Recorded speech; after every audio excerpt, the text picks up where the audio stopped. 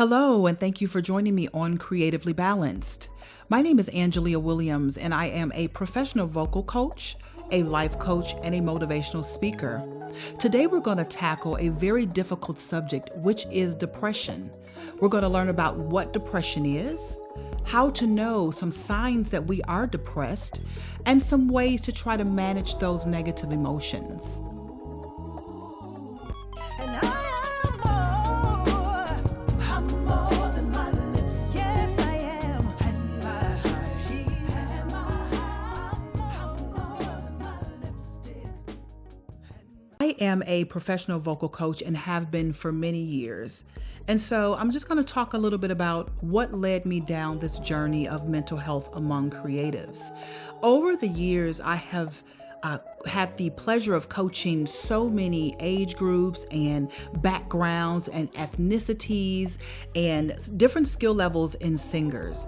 But what I was starting to see was with talent, the world is full of talent. There's so many amazing singers. But what we have a tendency to do as singers and musicians as well, and just creatives as a whole, we somewhat forget about the mental health component that lies within all of us. And sometimes we completely neglect that, right? We have to be on stages constantly. We're constantly in the face of people. We're constantly diving into our craft. But a lot of times that causes us to neglect very important parts of our lives and neglect self-care. So we're going to look at what depression is. Depression is an overwhelming feeling of sadness, okay? And depression is not just being sad. Depression will start to affect your entire life, your relationships, your view of self, and it will actually affect your craft, what you actually do, whether you're a singer, a dancer, an actress, a poet, even in your relationships, your romantic relationships, your friendships, they will all start to be affected by this overwhelming sadness. Some signs of depression are of course, feeling sad, feeling down, feeling overwhelmed, feeling like you're walking around with some type of blanket just laying on your head, laying on your heart. You feel heavy. You feel emotionally heavy. You feel spiritually heavy. You feel like you're dragging weight, right? It becomes very difficult to get out of bed in the morning at times. Things that you normally would enjoy, you don't enjoy them anymore. Just getting up becomes a task. Practicing becomes a task. Performing becomes a task. It doesn't feel good anymore. It's almost like depression sucks the life out of you. And the longer you're depressed, the more depressed you become. So let's talk about some tips for depression management. Depression management is something that, now you have two different types of depression. You have depression that is clinical, which always find a good therapist. If this is something that you are dealing with that came down through the bloodline, find a good therapist that you can talk to that can help you. Some people need medication for depression for that management because there's such an imbalance in the brain. Also, you have the other side of depression, which is situational, which I think a lot of us have actually gone through. This can derive from grief, from losing someone, from death, from losing someone in relationships, friends, romantic partners, people that you thought were going to be a permanent fixture in your life, and that situation changed for whatever the reason. Feelings of a lack of self-efficacy, that will also lead to depression. Right? So some tips to really kind of deal with that is things that you enjoy doing. In a situational situation, you want to start doing those things. I also urge you to seek counseling, even if it's situational depression, because situational depression can lead to a deeper depression. And the longer you're depressed, remember, the harder things become. So I would admonish you to seek counseling even in those types of situations. If you feel like I felt sad, this has been bothering me for a long duration of time, then please seek a counselor. That's what therapists are there for. Okay, so let's talk about some things that we can do to combat depression. And I would like to make sure that I'm clear. This is in situational depression.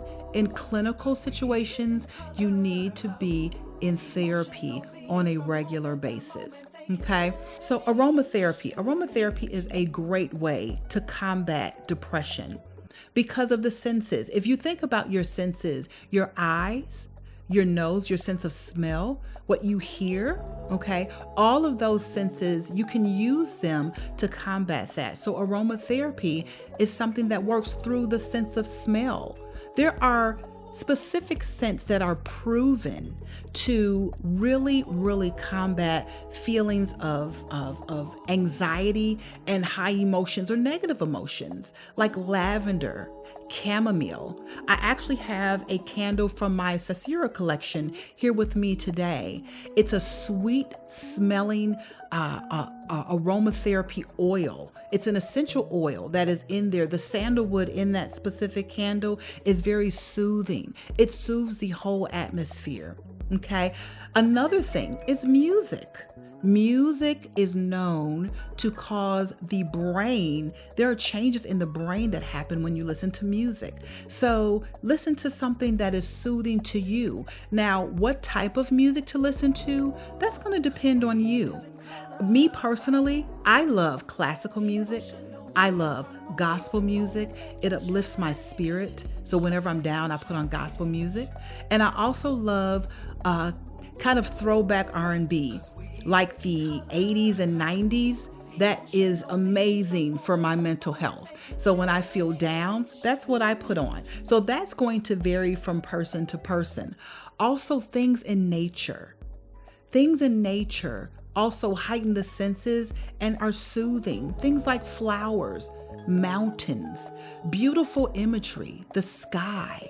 Okay, the stars. I'm kind of a stargazer, so I have a telescope. I love to look at the stars and the planets when I feel down. It reminds me that there is a higher power that is in control of all, right? So, also the sun.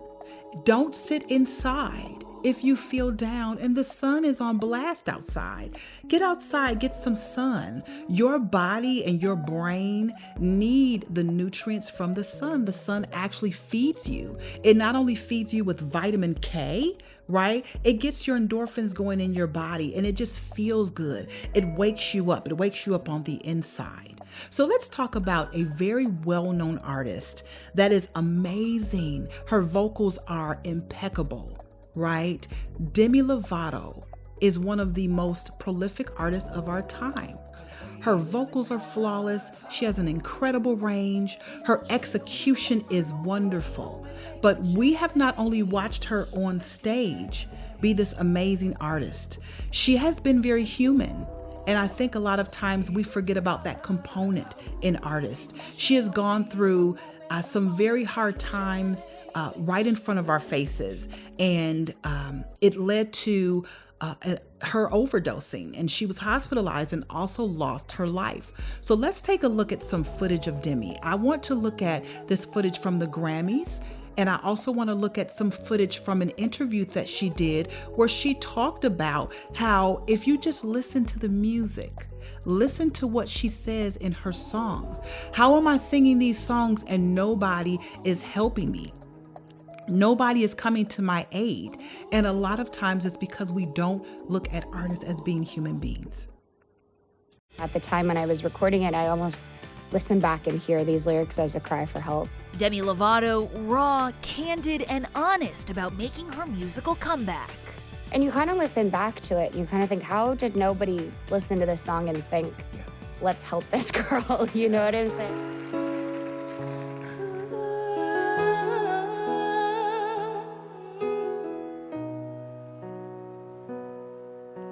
I tried to talk to my piano.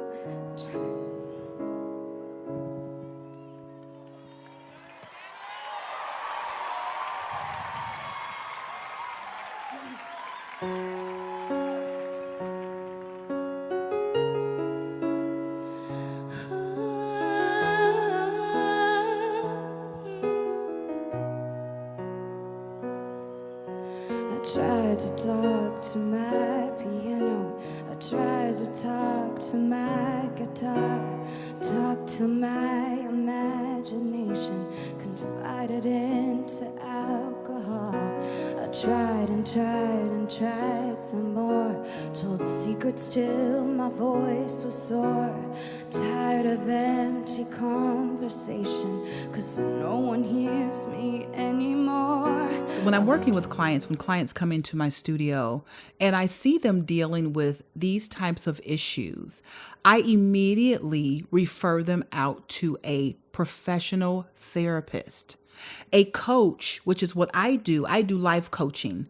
And some things a life coach can get you through some situations. However, in cases of depression, severe depression, I always refer clients out to see a licensed therapist.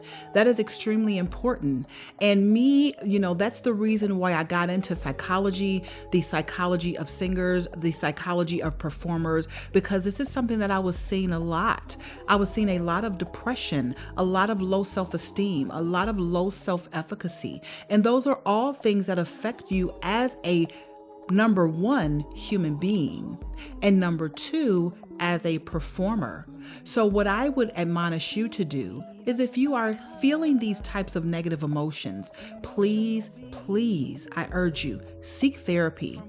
I have placed a couple links in the bottom of this video that are actually therapists that specifically work with singers, touring singers, professional singers, singers that make their living through singing. I will also put links down below for anyone that is dealing with depression and that needs to find a counselor. I've done some of the work for you because I genuinely care about your mental health, and I urge you to genuinely care about your mental health as well. Why? Because not only are you a performer, you are a human being. Thank you again for joining me today here on Creatively Balanced. And do not forget to like, comment, and share.